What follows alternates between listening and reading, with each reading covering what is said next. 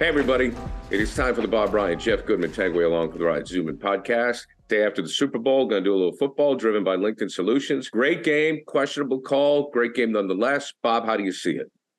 I think it's one of those rare events that lived up to its hype. It was a wonderful game, and the only blemish on the game was the call you've alluded to.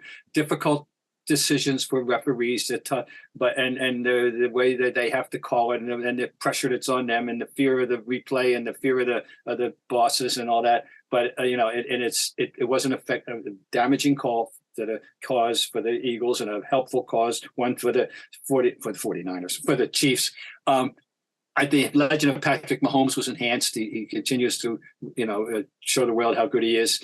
And one other thing is that people thought that one of the variables in the game that people talked about a lot beforehand was the Eagles' pass rush, and would they be able to get to Mahomes and take advantage maybe of his relatively limited mobility. Blah blah blah. They never did.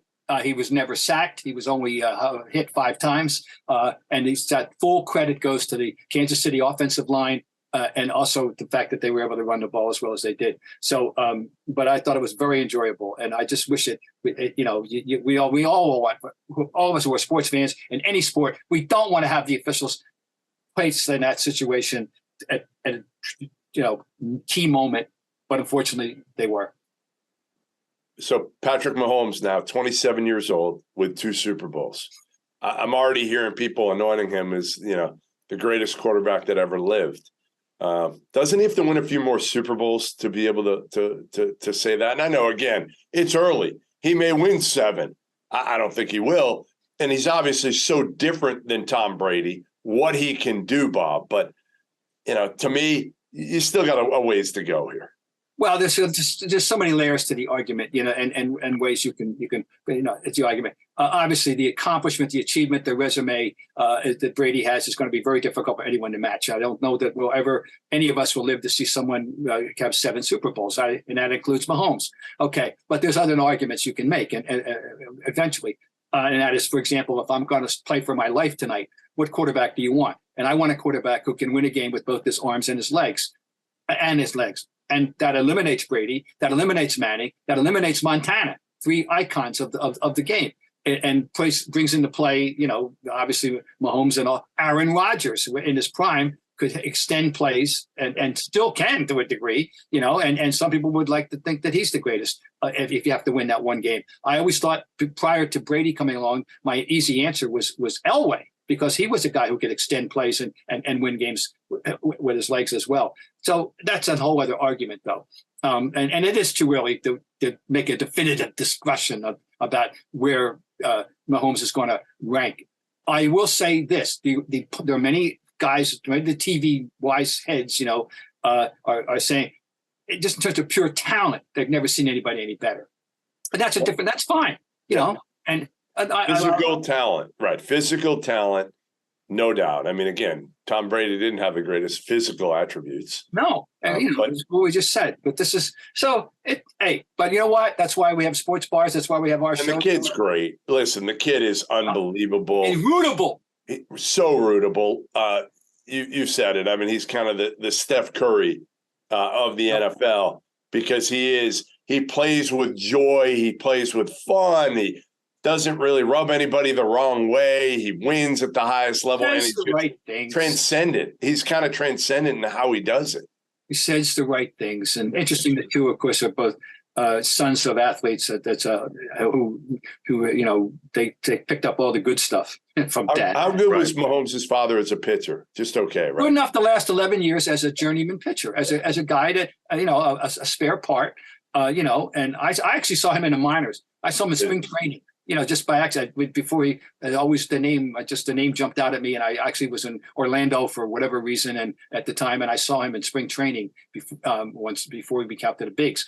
But he was he had a career to be proud of at that level. He was a guy that could fill a slot on a pitching roster. Does anybody know anything about Mahomes' basketball ability? I don't. I know he loves Texas Tech hoops. I don't know if he could play. I have no idea if he was. Well, and that brings us to our next topic. Well, he was drafted in baseball. Right. Oh, right. Was he a pitcher like his dad? He was like a 27th round pick. He was obviously he was a very good high school baseball player. And of course, and of course, Dad would have liked that.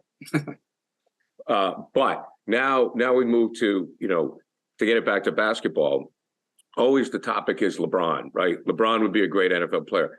I don't know if LeBron has the mentality to be an NFL player because of the way he complains about fouls all the time. He certainly has the physical ability.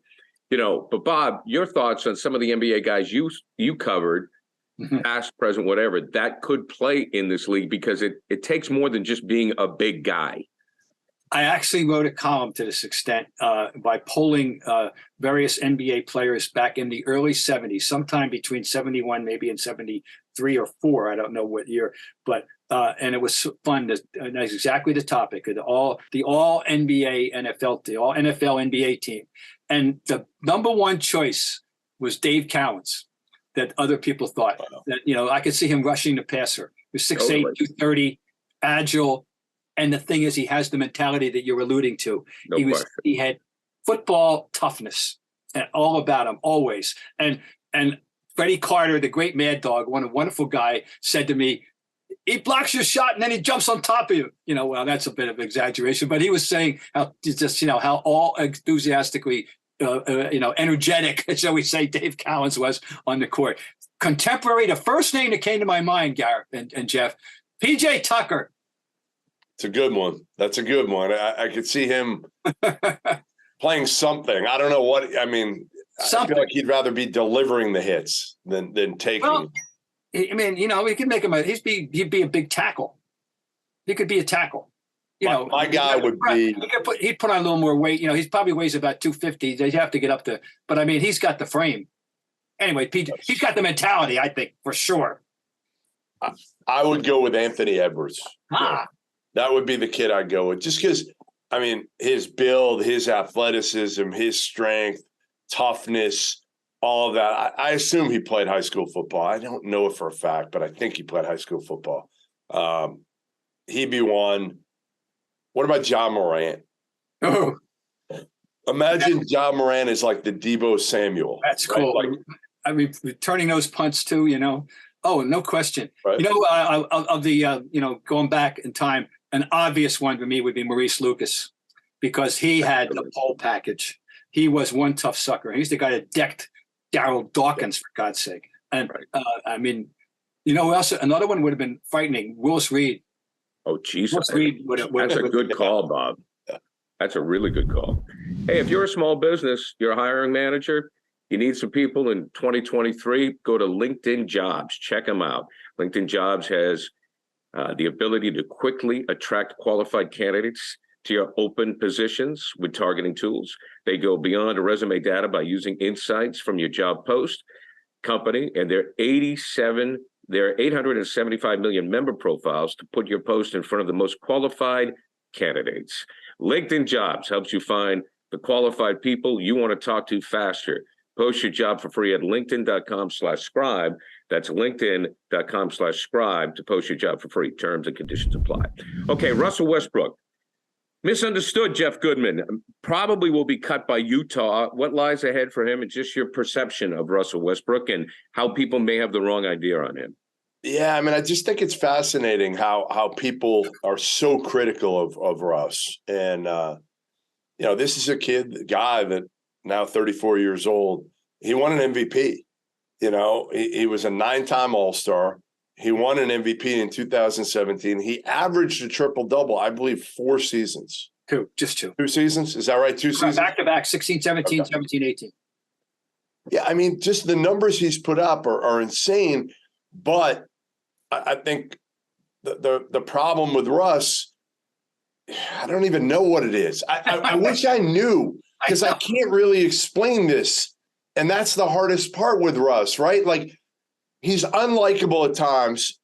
And I'll say this, I haven't covered him a ton over the years, but enough dating back to UCLA and throughout his NBA career. And the one thing I'll say is, for me, he was fairly consistent after games. If they lost, he was an asshole. He didn't want to talk to the media at all. If he won, he was great. So, I had no problem with that, because it was all about winning and losing, and you kind of knew where you stood with him, right, for the most part. I wonder if one of the things that hurts him, Bob, is he's kind of an 80s player playing in today's game in that, number one, he doesn't shoot it well. Number two, he's not a guy that's going to go hug it out with a buddy after a loss. That's not him. He's not going to be sitting there in the court hugging it out. He's going to get his ass back to the locker room and be pissed off, especially after a loss. So I wonder if that part of it hurts him with maybe some other players not going to, and some players have gone to bat for him here lately. Carmelo, Donovan Mitchell, when there was a report that he was like a vampire from ESPN, that he sucked the life out of the locker room in LA. Mm-hmm. Some players came to his defense. Other players didn't. I mean, obviously, we know the whole thing with Kevin Durant in Oklahoma City didn't work great. It didn't mesh well. Otherwise, KD wouldn't have left him for Golden State. It's a really strange one, you're right, because if you were to submit this resume to somebody who had never seen him play, and you, 3-time assist champion, 2-time scoring champion, 2 years having a triple-double for an entire season, hadn't been done since Oscar Robertson in 1961-62, and never done by anybody else. They're the only two who've ever done it. A 9-time All-Star, as you say, MVP. You go, my God, isn't he acclaimed as one of the all-time great players? Well, he is a top, somewhere between, 50, 75. He made the all-time 75. Of course, you put him on your 75? Well, you may not know this about me, but I play the drums. But it's an expensive hobby, especially with price tags lately. That's why I have to tell you about my new favorite way to save. Listen, Upside. Upside is an incredible app for anyone who buys gas, groceries, or dines out. With Upside, you can get cash back on every purchase right just down the street, like at your local gas station. It's basically cash back for just doing you. To get started, download the free Upside app. Use my promo code SCRIBE and get an extra 25 cents back for every gallon on your first tank of gas. Next, claim an offer for whatever you're buying on Upside. Then pay as usual with a credit card or debit card. Follow the steps in the app and get paid. In comparison to credit card rewards and loyalty programs, you can earn 3 times more cash back with Upside. Plus, Upside doesn't sell your personal information to third parties. They know that your information is a vital part of their trusted relationship with you. Upside users are earning hundreds of dollars a year. That's probably why they have a 4.8 star rating on the App Store. That deserves a drum roll, don't you think?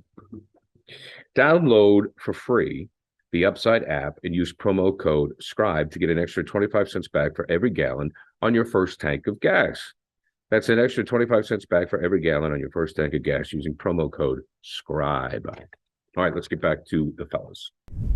Yes, I did. I couldn't ignore him. No, but he's not lovable, and his game isn't pretty, and it for some reason it just doesn't resonate. There's a yeah but there factor that it's inexplainable and inexplicable, and it's a shame. He's going to go to the Hall of Fame. It would have to be the most incredibly biased panel of electors that ever lived in basketball to deny him his first ballot Hall of Fame when his time comes up. But he's not going to get remembered, in the way you think a guy with those credentials would be. And you're right. And yet there's just something mysteriously murky and you can't put your finger on it, but it doesn't resonate the way it should. Guys, great job as always. Appreciate it. Driven by LinkedIn Solutions, and we'll talk to you next week.